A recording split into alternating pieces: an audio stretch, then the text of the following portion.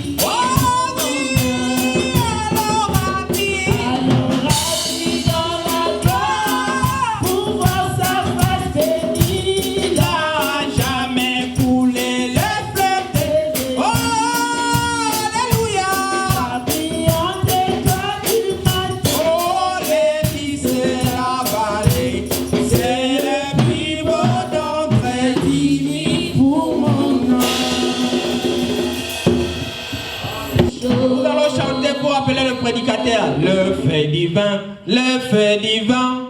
Une de trois. Fait divin.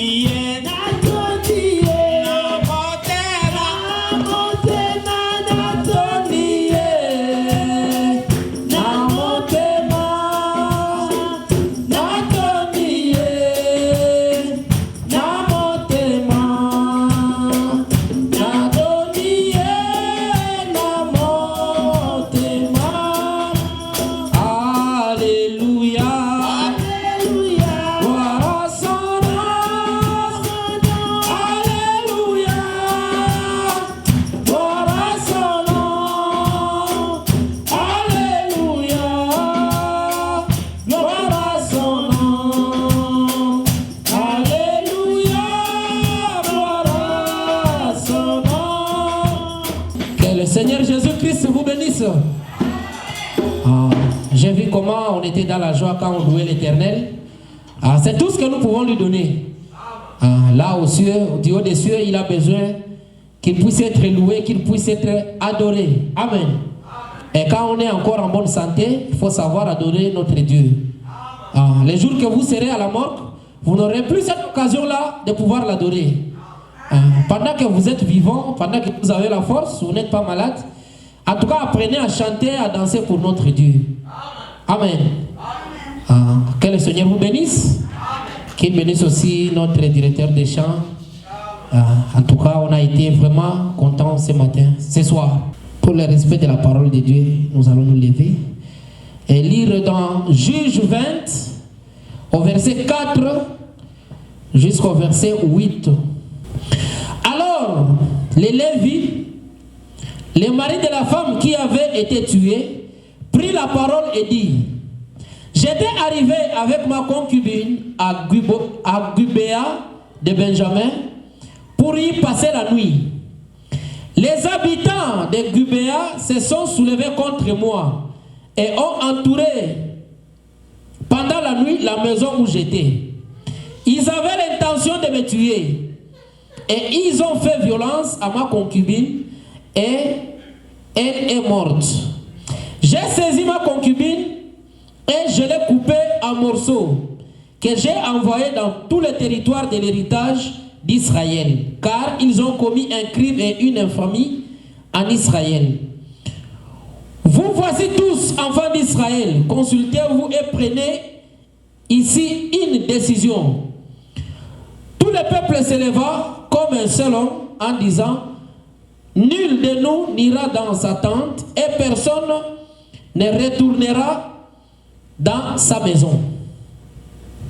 Nous allons prier le Seigneur. Dieu Tout-Puissant, Père éternel, voici ton peuple, toi-même descends, parle-le. Voici ton peuple, toi-même descends, guéris-le, Seigneur Jésus. Voici ton peuple, toi-même descends, résous leurs problèmes, Seigneur Jésus. Oh Seigneur, voici ton peuple, toi-même descends, baptise-les du Saint-Esprit. Seigneur Jésus, qu'aucun d'eux qui est venu ici puisse rentrer avec les problèmes qu'il était venu avec. Que chacun trouve solution, Seigneur Jésus. Oh Dieu Tout-Puissant, je sais que tu as toujours été au rendez-vous. Tu as dit 2 ou 3 quand ils sont réunis, tu es au milieu d'eux. Oh Dieu Tout-Puissant, aide chacun de nous à trouver une solution auprès de toi. Remplis ceux qui ont besoin du Saint-Esprit. Oh Seigneur Jésus, que ceux qui sont malades soient guéris. Descends, parle-nous, Seigneur Jésus-Christ. Ôte-moi du chemin, bénis chacun de nous qui est venu ici. Au nom de Jésus-Christ, on va ainsi prier. Amen. Ok, je tire les sujets de la prédication au verset 7. Le verset 7 dit ceci. Vous voici tous, enfants d'Israël, consultez-vous et prenez ici une décision. Le sujet de ce soir, c'est la décision. Amen. Amen. En définition, qu'est-ce qu'une décision? Une décision est une action de décider après délibération. Quand on parle de délibération, ça veut dire qu'il y a un groupe de gens. Alors, ce groupe de gens-là cherche à prendre une décision. Qu'est-ce que signifie encore la décision? C'est un acte par lequel quelqu'un opte pour une solution. Quelqu'un décide de quelque chose. En d'autres termes, c'est une résolution. Amen. Ça veut dire qu'il y a quelque chose que vous voulez réaliser. Alors vous devez aller à la décision. Et j'ai consulté encore dans Google, il dit ceci. La décision, c'est action de décider. Amen. Vous, à un certain moment, tout homme doit arriver à une décision. L'homme doit dire oui ou non à un certain problème. Amen. Le prophète Branham dit que cela fait partie de notre vie. Quelqu'un qui est vivant, à un certain moment, il doit être affronté à des décisions. Un homme normal, un homme mature, doit arriver à prendre une décision. À un certain moment, il doit dire non ou oui dans sa vie. Amen. Et à qui revient la décision? Ce n'est pas à un enfant. Celui qui peut prendre la décision, c'est un majeur. Un enfant n'a pas la décision. Notre vie est le résultat de nos décisions. Aujourd'hui, nous sommes en Amérique. Ça veut dire que nous sommes décidés que je voudrais vraiment aller en Amérique. Tout a commencé par une décision. Je pense que je ne me trompe pas. Est-ce qu'on est avec moi? Amen. Je pense que je ne me trompe pas. Tout a commencé par une décision. Parmi nous, il y a plusieurs qui sont mariés. Tout a commencé par une décision. Amen. Amen. Il y en a qui ont des voitures. Tout a commencé par une décision. Tu ne vas pas te réveiller un matin comme ça, au Zimbongo, au Kesomba Mutuka. Non. Tu dois commencer par te décider. Vraiment, il faut Somba Mutuka. Amen. Amen. Les choix d'une église, c'est une décision. Jamais tu vas te réveiller un matin, non, tu te réveilles, tu prends la voiture, tu vas quelque part comme ça. Non, non, non. Tout commence par une décision. Amen. Et l'homme a placé dans la main de chacun de nous le libre arbitre. Chacun est libre de pouvoir se décider. Et Dieu respecte la décision de chacun. Amen. Dieu ne nous oblige rien du tout. Dieu, il nous a donné sa parole. C'est à toi de pouvoir te décider. Est-ce que je vais vivre la parole de Dieu ou je ne vais pas la vivre? Parce que tu as le libre arbitre entre tes mains. Amen. Dieu ne force pas quelqu'un. Dieu respecte la décision que tu vas prendre. Écoutons ce que le prophète dit dans la brochure Être pardonné au paragraphe 20. Ça a été prêché le 28 octobre 1963 à Tucson, en Arizona. Et maintenant, l'amour qu'il avait pour la race humaine, et cependant il a dû avoir celle-ci séparée de lui. Et la communion qu'il avait avec ses enfants dans le jardin d'Éden, et ces chagrins immenses qu'il a connus pendant tout ce temps, car sa parole avait dit, les jours où tu en mangeras, ces jours-là, tu mourras. Amen. Amen. Le prophète est en train de parler de la décision que Adam et Ève avaient prise au jardin d'Éden. Dieu leur avait donné la parole de Dieu. Il leur a dit, ne touchez pas à cet arbre. Mais Ève a touché à cela volontiers. Amen. Amen. Personne n'avait forcé. Alors, nous pouvons nous reposer sur ceci. Tout ce que Dieu dit est vrai. Cela doit arriver. Dieu ne peut pas retirer sa parole, voyez, car il est infini et il est éternel. Et sa première décision reste une décision de tout le temps. Il n'a pas à la retirer comme s'il avait appris mieux à ce sujet. Il est infini pour commencer. Et par conséquent, quand Dieu dit quelque chose, c'est parfaitement tel quel. Cela ne peut jamais être changé parce que c'est une décision parfaite. Amen. Et écoutez ceci. Et puis la manière dont Dieu traitera les individus qui acceptent sa décision sera toujours la même manière pour chaque individu qui accepte ainsi sa décision. Ça veut dire que Dieu est juste.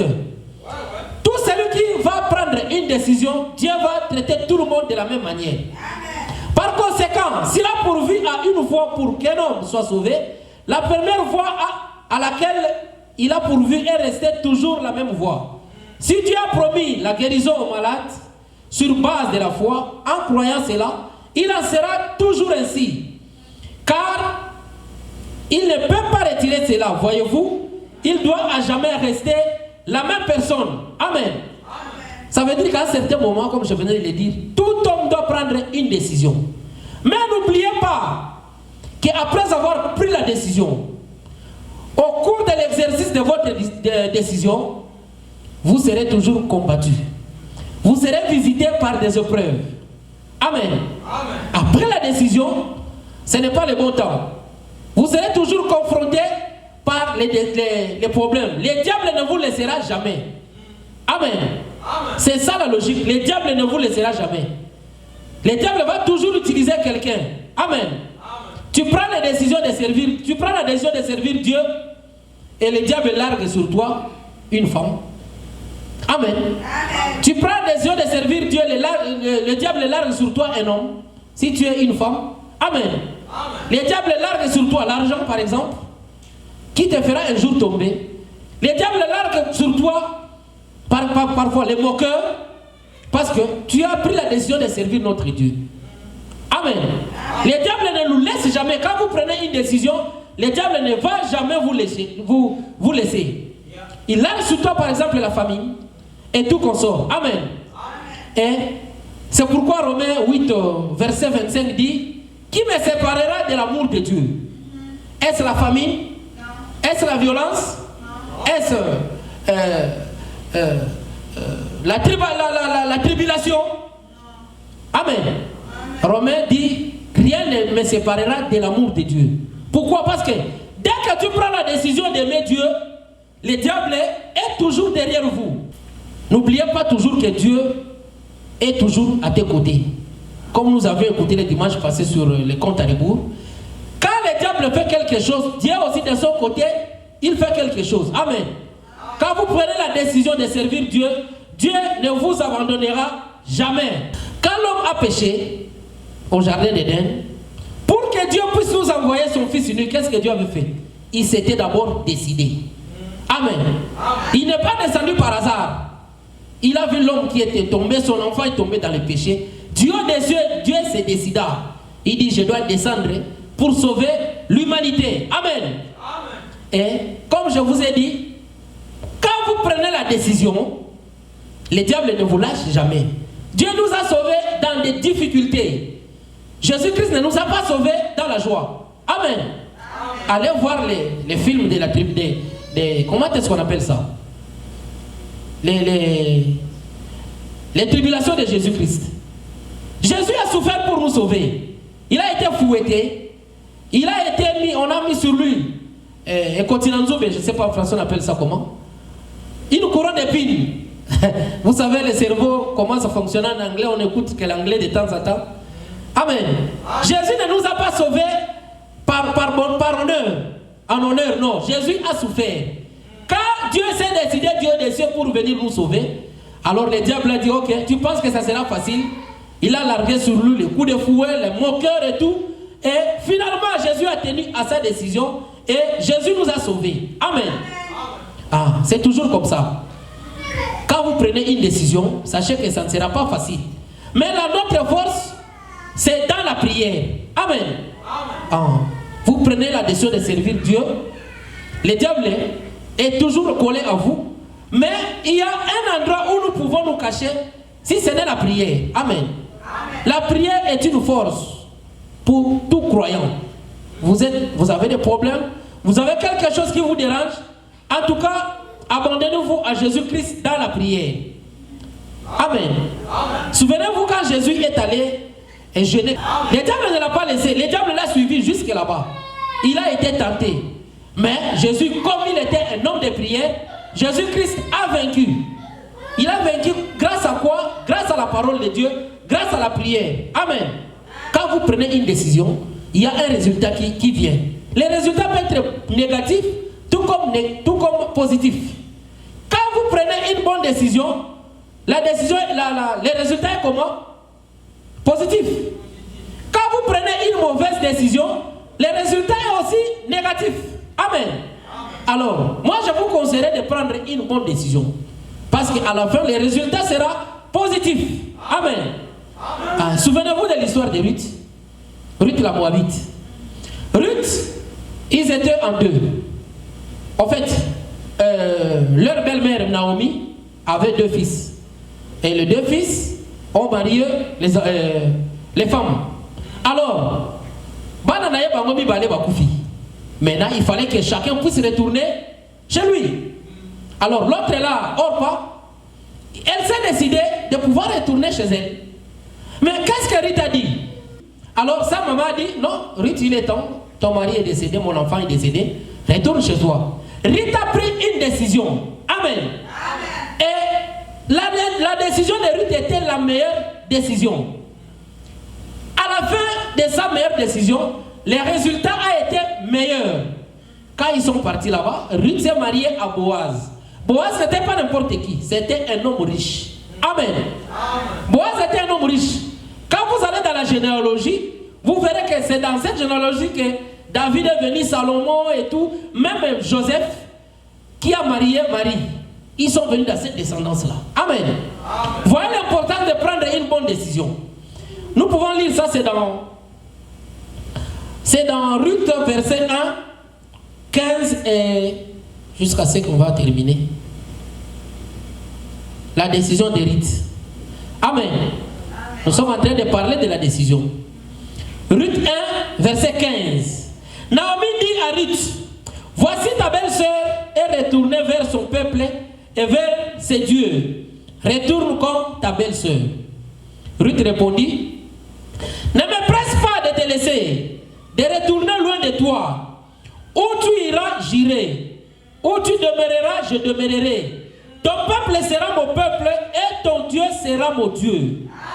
Où tu mourras, je mourrai. Et je serai enterré. Et j'y serai enterré. Que l'Éternel me traite dans toute sa rigueur si autre chose que la mort vient à me séparer de toi. Naomi, la voyant décider à aller avec elle, c'est ça, ses instances. Amen. Ruth a pris la bonne décision. Ce matin, je vous conseille de pouvoir prendre la bonne décision. Amen. C'est très très très important. Souvenez-vous que nous venons de traverser l'année. Il y a eu des souhaits. Tout le monde n'a fait que souhaiter de bonnes choses. Mais pour que cela puisse s'accomplir, nous devons arriver à nous décider. Amen. Nous sommes des agents libres. Dieu a placé dans notre main le libre arbitre. Bien que la décision est devant nous, mais nous devons prendre du temps, le temps de bien prier, le temps de bien réfléchir pour pouvoir nous décider. Amen. Si vous prenez une décision précipitamment, vous risquez de regretter plus tard. C'est pourquoi le prophète a dit, laissez passer la pression. Amen. Devant un problème, vous êtes obligé de prendre une décision. Prenez votre temps de prier, prenez votre temps de réfléchir. Ne prenez pas une décision précipitamment. C'est très très très important. William Branham s'était décidé, là où il priait chez le pentecôtiste. Alors son pasteur ne croyait pas exactement comme lui. Amen. Son pasteur ne croyait pas comme lui. Il croyait au ministère des femmes, quelque chose du genre. Et le prophète Branham devrait se décider. Amen. Et le prophète Branham s'est décidé de pouvoir quitter. Il était obligé de se décider parce qu'un homme de Dieu doit pouvoir respecter la parole de Dieu. Amen. Un homme de Dieu doit pouvoir respecter la parole de Dieu. Un homme de Dieu doit être exemplaire. Devant la parole de Dieu, on peut dire que Amen.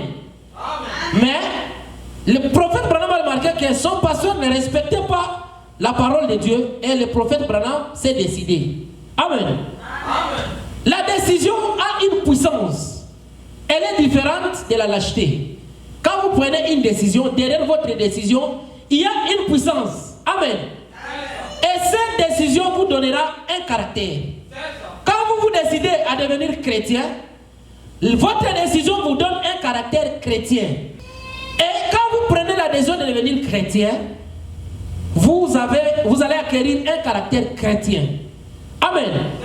Vous ne serez pas là à pouvoir flirter derrière les jupes, à flirter derrière les pantalons, à pouvoir voler, à pouvoir mentir et tout. Pourquoi? Parce que vous avez pris la décision de devenir chrétien et cela fait de vous, cela vous donne un caractère chrétien. Amen. C'est très très très important la décision dans la vie de quelqu'un. Notre vie, je venais de dire, est le résultat de nos décisions. Aujourd'hui, par exemple, vous allez voir une jeune fille avec plusieurs fiancés. Vous allez voir un frère avec plusieurs fiancés. Mais je venais de lire le prophète. Le prophète dit à un certain moment, l'homme doit se décider. Amen. Pour marier ma femme, je me suis décidé. Je ne suis pas allé par 4 chemins. Amen. Une sœur qui a plusieurs fiancés, quelque chose ne va pas. Et un frère qui a plusieurs fiancés, quelque chose ne va pas. C'est pourquoi voilà l'importance de la décision. Ça veut dire qu'à un certain moment, nous devons faire le choix. La décision a une place vraiment importante dans la vie de quelqu'un. C'est très très très important. Quand vous décidez de devenir chrétien, en tout cas, vous devez aussi apprendre à abandonner le mal. Abandonner le mal, c'est aussi une décision. Tu vas te dire, ok, à dater d'aujourd'hui, je ne dirai que la vérité. Peu importe ce que ça va m'écouter, je ne dirai que la vérité. Tu vas te décider à dater d'aujourd'hui, je n'aurai pas la haine contre quelqu'un. Tout dépend de votre décision. À dater d'aujourd'hui, je ne serai pas quelqu'un de double face. Quand tu prends tes décisions, Dieu accompagne cela. Parce que Dieu ne vous force jamais. Dieu est là pour soutenir votre décision. Et William Branham dit, ton pasteur est censé être correct vis-à-vis de la parole de Dieu. Le pasteur est un homme. Il peut commettre une erreur, mais il fallait voir comment est-ce qu'il va se comporter devant cette erreur-là. Ce n'est pas que ton pasteur, comme il est pasteur, il ne peut pas commettre une erreur. Le prophète Branham dit que c'est un homme, il peut commettre une erreur. Mais le prophète Branham dit, regardez-le comment il va agir en face de cette erreur-là. Amen. Et cette erreur-là ne peut pas devenir sa vie. Il est un homme, il peut commettre une erreur. Mais regardez-le comment il va réagir devant cette erreur. C'est là où vous comprendrez que c'est vraiment un homme de Dieu ou pas. Et cela ne peut pas devenir sa vie. Parce que quand ça devient sa vie, quelque chose ne va pas. Alors, le prophète a parlé de l'histoire de la sœur Nelly Sanders. En tout cas, pendant que j'ai cherché, l'histoire m'est venue quand je méditais. Là, je remercie mon grand frère, le pasteur Sylvain, là, je l'ai appelé. J'ai dit, mais vous aviez chanté cela, donne-moi un peu la référence, parce que ça me prend beaucoup de temps. C'est lui qui m'a envoyé la référence. Alors, qu'est-ce qui s'est passé avec notre sœur Nelly Sanders? C'est une sœur qui menait une mauvaise vie. Chaque fois quand il passait, j'ai oublié le nom de leur avenue là, il y avait un bar, un cabaret quelque part qui jouait toujours de la musique du monde. Alors, elle avait l'habitude d'entrer là-bas et de danser, d'écouter cette musique-là. Alors, quand la sœur s'est convertie, elle s'est décidée de ne plus s'arrêter à cet endroit-là. Alors, un jour, après plusieurs années, un jour, la sœur s'est arrêtée là-bas. Elle a commencé à raisonner. Mais ici, en tout cas, je passais ici. Quand je passais ici, je m'arrêtais, j'écoutais la musique. Et elle s'est arrêtée. Elle a commencé à écouter la musique. Amen. Le prophète dit la grande erreur que la sœur Nelly avait fait, c'est le fait de s'arrêter à cet endroit-là. Quand elle s'est arrêtée, elle a commencé à écouter la musique. Et ce désir-là a commencé à naître en elle. Elle est entrée là où elle avait l'habitude d'entrer. Et subitement, elle se retrouve dans les bras d'un jeune homme. Et le prophète dit que directement, l'esprit de la chauve-souris est entré en elle. Pourquoi? Parce qu'elle n'avait pas pris une décision. Soit elle a pris une décision, mais la décision n'était pas ferme. Amen. Vous pouvez prendre une décision, mais je vous conseille de prendre une décision ferme. Parce que vous pouvez vous décider, mais vous n'êtes pas ferme devant votre décision. Voilà ce qui est arrivé à notre soeur. Elle a raisonné sa vie passée et elle s'est retrouvée dans le bras d'un païen. Avec l'esprit de la chauve-souris en elle. C'est dans la brochure la plus grande bataille jamais livrée au paragraphe 271. Et vous allez descendre jusqu'en bas là-bas. Dieu ne peut pas prendre la décision à notre place. C'est William Branham qui dit ça. Dieu ne peut pas prendre la décision à notre place. Le temps de décision, paragraphe 25. Vous voyez, Dieu ne prend pas toutes les décisions à notre place. Et souvent, Dieu ne dit pas à ses prophètes la chose exacte à faire. Car ils doivent prendre la décision. Écoutez, si nous n'avons pas de décision à prendre et que nous dépendions de Dieu pour chaque action, alors il n'y aura pas de victoire de notre part. Est-ce que vous me saisissez? Je vais reprendre cela. Si nous n'avons pas de décision à prendre et que nous dépendions de Dieu pour chaque action, alors il n'y aura pas de victoire de notre part. Et des fois, ils prennent la mauvaise décision. Les prophètes loin de Dieu prennent de mauvaises décisions. Et très souvent, ils sont induits en erreur. Amen. Ici, c'est l'aigle qui est en train de parler. Il dit les prophètes aussi ont eu à prendre de mauvaises décisions. Voilà la raison pour laquelle chacun doit se décider. Amen. Un prophète ne peut pas décider à ta place, bien qu'il soit prophète. Les prophètes disent qu'ils ont eu à commettre des erreurs.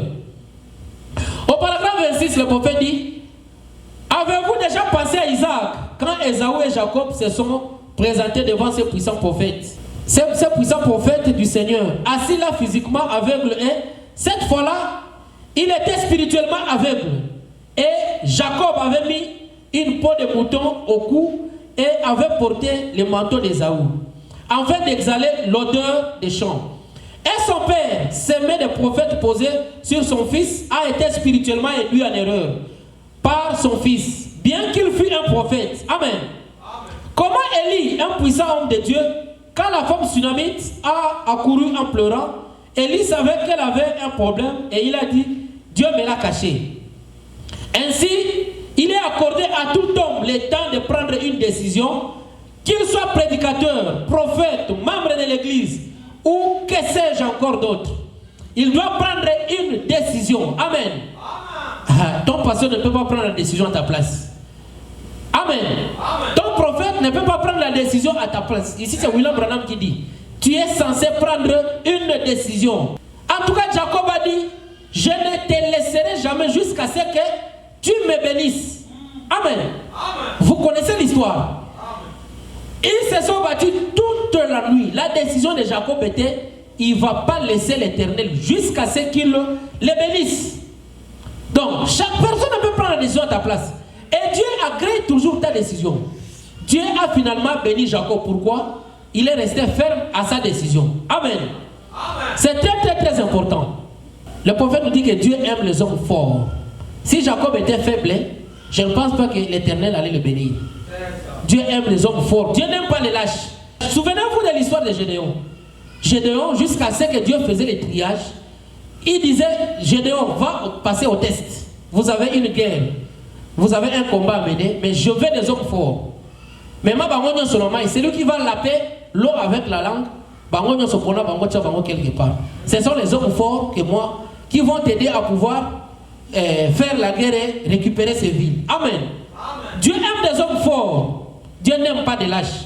Devant un problème, il ne faut pas lâcher prise. Il faut prier, il faut prendre une décision. Aujourd'hui, nous venons de fêter notre nouvel an. En tout cas, chacun a pris une décision. Et chacun doit prendre une décision.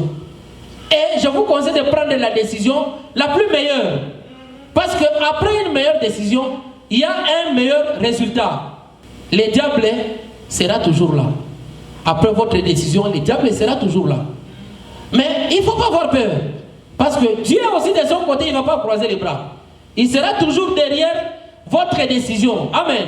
Pourquoi je vous demande de prendre la décision? Parce que vous êtes des êtres supérieurs. Comme nous avons écouté la fois passée. Ce n'est pas un animal qui peut prendre la décision. Vous avez un cœur en vous qui vous fait prendre la décision. Le prophète nous avait parlé la dimanche passé que nous sommes des êtres supérieurs. Quand Dieu avait créé, à la fin il a créé l'homme. L'homme était un être supérieur à tout ce qui avait été créé. Et c'est la raison pour laquelle Dieu, quand il est descendu, il a pris la forme la plus supérieure. Et c'est l'homme qui a un cœur qui peut se décider. Un animal ne se décide pas pour sa vie future. Amen. Vous avez un cœur, Dieu a placé un cœur à vous qui est différent d'un animal. Nous sommes obligés de pouvoir prendre une décision. Amen. Parce que nous avons le libre arbitre entre nos mains. C'est très différent. C'est ce qui marque la différence avec les animaux. Au paragraphe 45 et 46 de la prédication, avoir soif de la vie. Le prophète nous pose la question, avez-vous soif? Voulez-vous réellement devenir un véritable chrétien? Si vous voulez réellement devenir un chrétien à l'ancienne mode, il y a quelque chose en vous qui vous fait désirer cela. Vous voulez aller au ciel. Souvenez-vous que les animaux ne cherchent pas à aller au ciel. L'animal n'a pas d'âme. L'animal ne sait pas ce que c'est que la vie dans l'au-delà. Mais vous savez ce que c'est que la vie dans l'au-delà. Vous voulez ardemment avoir cette vie dans l'au-delà. L'animal ne le peut pas. Il n'a pas d'âme. Mais si vous avez été créé comme une âme en vous, mais si vous avez été créé avec une âme en vous, et cette âme vous a été donnée pour prendre une décision. Amen. Ce cœur qui est en vous, c'est cela qui vous prend la décision. Et l'animal ne peut pas prendre une décision parce qu'il n'a rien à lui pour prendre une décision. Amen. Amen. Au paragraphe 46, le prophète dit ceci. Mais il y a quelque chose en vous qui désire ardemment Dieu. Et vous essayez d'étancher cela peut-être en restant chez vous dans une chambre climatisée, en regardant la télévision. Et vous restez chez vous loin de la réunion de prière. Et vous ne lisez jamais la Bible. Vous allez à l'église le dimanche matin. Et ensuite, vous retournez peut-être, vous payez le pasteur. Et vous attendez qu'un évangéliste vienne dans votre ville. Et vous vous asseyez peut-être là derrière. Et vous dites, eh bien, ce prédicateur-là est un gars très bien. Je vous assure, je l'apprécie. J'aime sa façon de sourire. J'aime les petites plaisanteries qu'il fait. Frère, ça, ce n'est pas la vie, c'est la mort. Amen. Amen. Et le prophète répète que c'est la mort. Amen. Amen. Nous avons quelque chose en nous qui nous fait prendre la décision. C'est le cœur que Dieu a placé en nous. C'est différent du cœur d'un animal. Un jour, il y avait un policier qui avait commis un crime ici en Amérique. Alors, il a été emprisonné. Et il devrait être fusillé quelques jours après. Alors, ses amis sont allés voir le président. Et c'est le prophète qui raconte l'histoire. Ses amis sont allés voir le président. Et ils ont plaidé pour lui. Et le président étant pressé, il a pris un morceau de papier qu'il a écrit au-dessus, la libération de ces soldats-là. Et les amis ont couru vite à la prison. Ils ont donné les morceaux de papier à leur ami. Alors, l'ami a regardé, le policier, le militaire a regardé le bout de papier. Il dit non, le président ne peut pas écrire comme ceci, sur un bout de papier vraiment de ce genre. Lui s'attendait à ce que le président puisse utiliser un papier qui avait des en-têtes et tout, mais le président avait signé sa signature là-bas. Mais le monsieur a négligé cela. Il dit, je ne crois pas qu'un président pouvait faire une ordonnance sur ce bout de papier très vilain comme ça. Et le prophète dit, qu'est-ce qui est arrivé? Les jours qui devaient être fusillés, on l'a sorti et il a été fusillé. Et le prophète dit que c'est ces jours-là qu'on a créé cette loi qui dit la grâce est grâce pour celui qui la reçoit comme grâce. Amen. Ces militaires-là devraient saisir l'opportunité du président. Il ne s'est pas décidé. Amen. S'il s'était décidé de pouvoir suivre l'ordonnance du président, il ne serait pas fusillé. Mais il a eu la négligence. Il a dit non, moi je me décide de rester ici. Et c'est ce qu'il a tué. S'il s'était décidé de franchir la porte avec son bout de papier et à la signature du président, il serait sauvé. Mais ce militaire-là a jugé bon, il s'est décidé de rester dans la prison et le jour suivant, il a été exécuté. C'est très important la décision. Amen. Elle est très importante. Souvenez-vous, quand l'homme a péché, Dieu s'est décidé du haut des cieux de pouvoir descendre et de pouvoir sauver l'humanité. C'est dans Jean 3, verset 16. Qu'est-ce que la Bible dit? Qui connaît Jean 3, verset 16? Car Dieu a tant aimé le monde qu'il a envoyé son Fils unique, afin que celui qui croit en lui ne périsse point, mais qu'il ait la vie éternelle. Tout a commencé par la décision. Il s'est décidé que je dois envoyer mon Fils unique, pouvoir descendre sur la terre et pouvoir sauver l'humanité. C'est nous qui avons profité de cette grâce-là. Quand vous acceptez ce verset biblique-là, le prophète dit vous êtes sauvés. C'est une grâce pour la race déchue d'Adam. N'eût été cette descente-là, nous ne serions pas ce que nous sommes aujourd'hui. Ça a été une grâce pour toi et pour moi. Nous devons simplement accepter cela. Nous devons simplement accepter cette grâce-là. La venue de son Fils unique qui est venu sauver l'humanité. Alors, si nous négligeons cela, nous ne serons pas sauvés. Dieu qui s'est décidé librement de pouvoir nous envoyer son Fils unique. Alors nous ne pouvons pas négliger cela. Amen. Nous devons nous décider de pouvoir prendre cette grâce-là. Parce que la grâce est grâce pour celui qui la reçoit comme grâce. C'est l'amour de Dieu. Et le prophète dit que l'amour de Dieu peut pousser une maman à pouvoir entrer dans le feu pour sauver son enfant qui est en train de brûler. Amen. Il ne tient pas compte du feu. Une mère est prête à entrer dans une maison en plein feu pour sauver la vie de son enfant. C'est comme ça aussi que Dieu a fait. Dieu était prêt à venir pouvoir se sacrifier sur la croix pour le salut de nous qui sommes ses enfants, qui sommes son épouse. Vous devez avoir un cœur à pouvoir vous décider. Quel genre de décision? Une décision ferme. Parce que toute décision n'est pas ferme. Amen. Nous avons vu des gens qui se marient, une a 2 ans, 3 ans après, ils se divorcent. Ça veut dire que la décision n'avait pas été ferme. Amen. Ils se sont décidés, mais la décision n'était pas ferme. William Branham s'est décidé de pouvoir vivre chrétiennement toute sa vie. Au point où il a été taxé d'une poule mouillée. Pourquoi? Il menait une vie différente des autres. Il n'a pas bu, il n'a pas fumé et tout. Et un jour, quand il était, je pense, à Los Angeles, il y avait une campagne là-bas. Alors, il a terminé à prêcher. Quand il descendait l'estrade, un jeune homme est venu l'embrasser. Alors, pendant qu'ils étaient en train de causer, le jeune homme a commencé à parler en langue. Mais c'était le français. Alors, le jeune homme lui a dit, parce qu'il il ne connaissait pas le français, mais il a parlé en français.